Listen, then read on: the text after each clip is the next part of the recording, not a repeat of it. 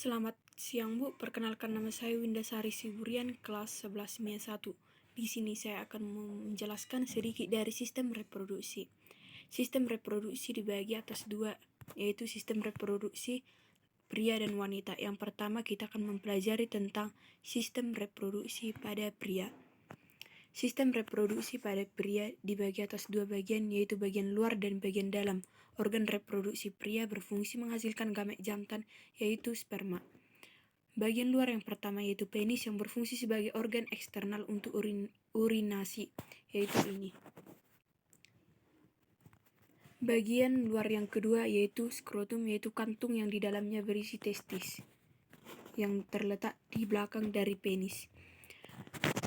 Bagian dalam yang pertama yaitu testis atau buah jakar, letaknya di bawah penis. Ini jumlahnya sepasang atau 2 buah. Testis merupakan tempat pembentukan sel sperma.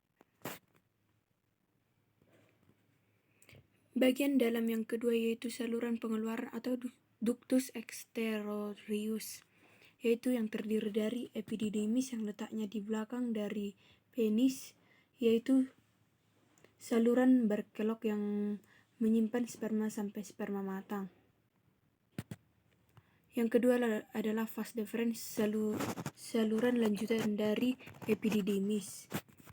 Lalu yang ketiga adalah saluran ejaculatorius, yaitu saluran pengeluaran semen.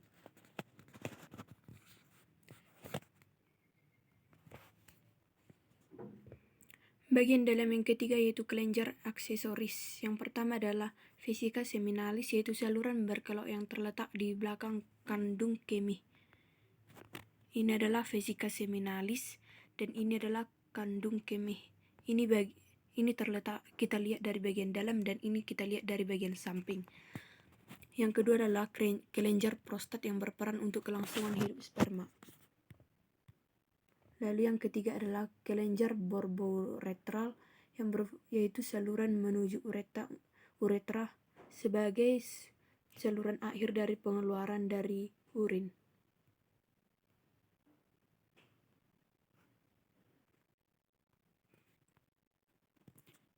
Yang kedua adalah organ reproduksi pada wanita, berfungsi menghasilkan sel kelamin wanita, yaitu sel telur atau ovum. Bagian luar yang pertama itu vulva, yaitu celah paling luar yang membentang dari mons pubis sampai tepi perineum. Yang kedua adalah labium atau bibir membatasi vulva. Labium ada dua, yaitu ada labium yang mayor atau yang besar yang terletak sebelah luar, dan yang kedua adalah labium minora atau yang kecil yang terletak sebelah dalam. Sebelah dalam vulva terdapat klitoris yang memiliki pembuluh darah dan ujung-ujung saraf. Ini adalah gambar dari bagian dalam. Bagian dalam yang pertama yaitu ovarium atau indung telur. Ovarium atau indung telur berperan dalam pembentukan sel telur atau ovum yang terdapat sepasang. Proses keluarnya ovum dari ovarium disebut ovulasi. Ini adalah ovarium yang berjumlah 2 buah atau sepasang, dan di sini terjadi proses ovulasi, yaitu keluarnya ovum melalui ini, lalu keluar dari sini, yaitu disebut dengan fase ovulasi. Yang kedua adalah saluran reproduksi yang terdiri dari tuba fallopi, berfungsi untuk menyediakan lingkungan yang cocok untuk pembuahan dan perkembangan sel telur. Pada ujungnya terdapat individu bulum dan umbai atau fimbriae untuk menangkap sel telur yang dilepaskan ovarium. Yang ketiga adalah uterus atau rahim. Ini adalah rahim. Uterus atau rahim terletak di belakang kandung kemih, berfungsi memberi tempat bagi perkembangan janin. Dan yang ketiga adalah vagina yang berfungsi tempat pengeluaran darah menstruasi, tempat penyaluran sperma, dan merupakan jalan lahir. Ini adalah vagina. Baiklah, yang kedua kita akan mempelajari tentang proses pembentukan sel kelamin atau gametogenesis. Sama juga proses pembentukan gametogenesis dibagi dua, yaitu yang pertama pembentukan sel kelamin atau gametogenesis. Yang pertama adalah spermatogenesis. Spermatogenesis merupakan proses pembentukan dan pematangan spermatozoa. Spermatogenesis berlangsung dalam testis, tepatnya pada tubulus seminiferus yang sudah kita lihat tadi.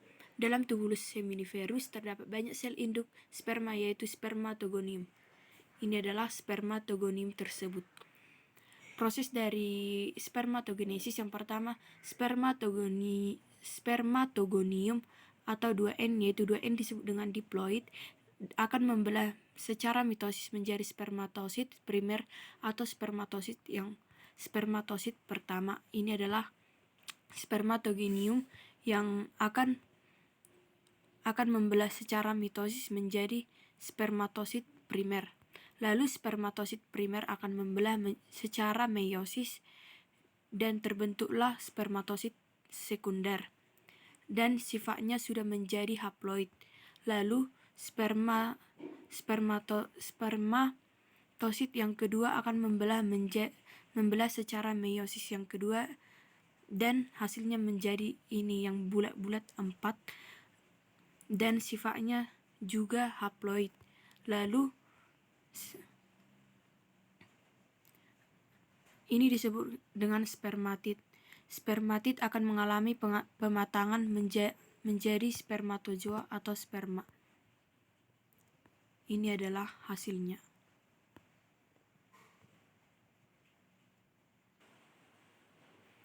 Oke, proses pembentukan sel kelamin atau gametosis. Yang kedua adalah oogenesis. Oogenesis merupakan proses pembentukan ovum dalam ovarium. Ovarium banyak mengandung sel induk telur atau oogonium yang bersifat diploid atau 2N. Proses oogenesis, oogonium akan membelah secara mitosis. Ini adalah oogonium membelah secara mitosis dan akan menghasilkan oosit primer atau oosit 1.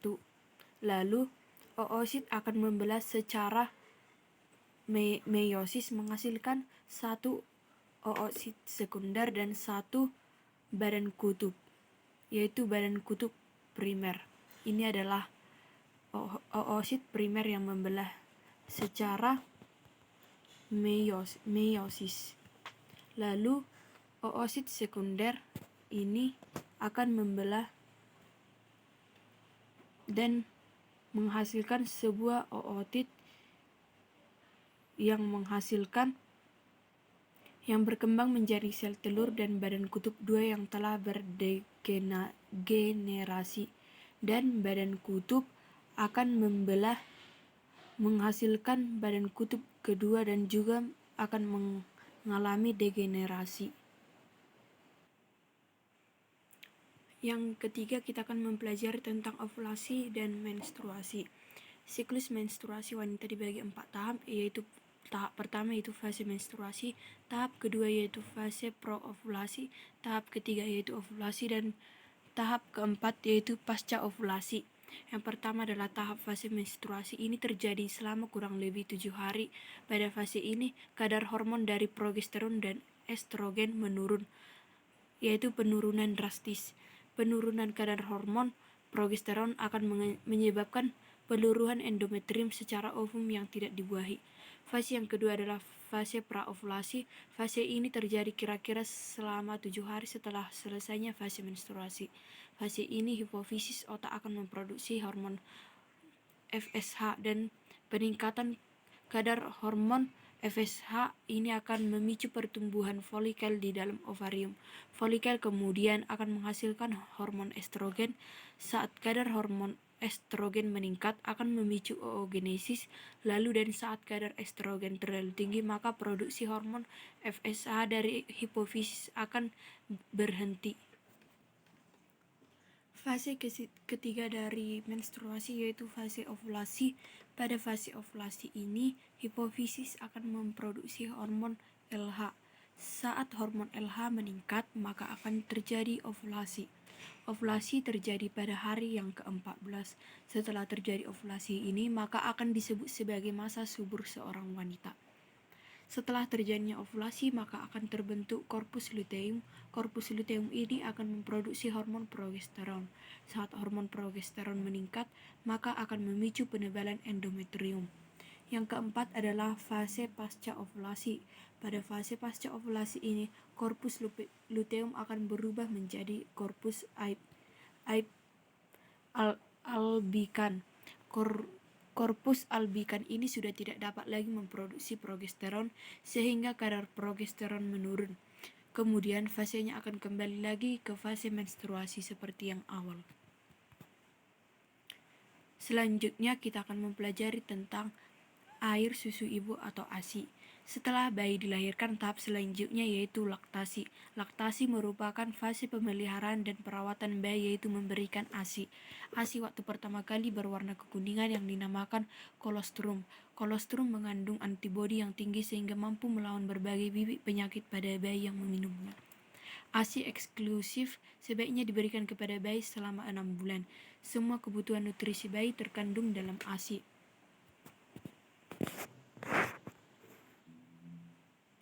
Selanjutnya kita akan mempelajari tentang fertilisasi. Fertilisasi atau yang disebut dengan pembuahan. Fertilisasi merupakan proses bertemunya sel telur atau ovum dengan sel sperma. Sel sperma akan masuk ke dalam vagina dan berenang menuju oviduk atau tuba fallopi. Apabila sel sperma akan bertemu dengan ovum pada tuba fallopi, maka akan terjadi fertilisasi. Fertilisasi akan menghasilkan zigot yang bersifat 2N atau diploid. Zigot akan membelah secara mitosis menjadi morula, kemudian morula terus membelah menjadi blastula. Zigot akan melekat pada endometrium. Proses melekatnya zigot pada endometrium atau dinding rahim ini disebut dengan implantasi. Selanjutnya dimulailah proses kehamilan. Gestasi atau kehamilan. Gestasi merupakan periode waktu antara konsepsi dan kelahiran di mana embrio atau janin berkembang dalam rahim. Kehamilan merupakan serangkaian perubahan yang terjadi dalam jaringan tubuh wanita sebagai akibat janin yang berkembang. Kehamilan ditandai dengan hormon HCG atau human chorionic gonadotropin dalam urin. Perkembangan kehamilan dibagi menjadi 3 trimester. Yang pertama, trimester pertama, yaitu embrio akan merangsang kelenjar dalam dinding rahim untuk memproduksi hormon reproduksi untuk mempertebal dinding rahim untuk mengimplementasi janin. Perkembangan embrio yaitu mata berkembang sempurna tetapi kelopak mata masih menyatu, hidung membentuk jalur dan telinga luar muncul. Detak jantung sudah bisa dideteksi dengan panjang janin 7,5 cm dengan berat 28 gram.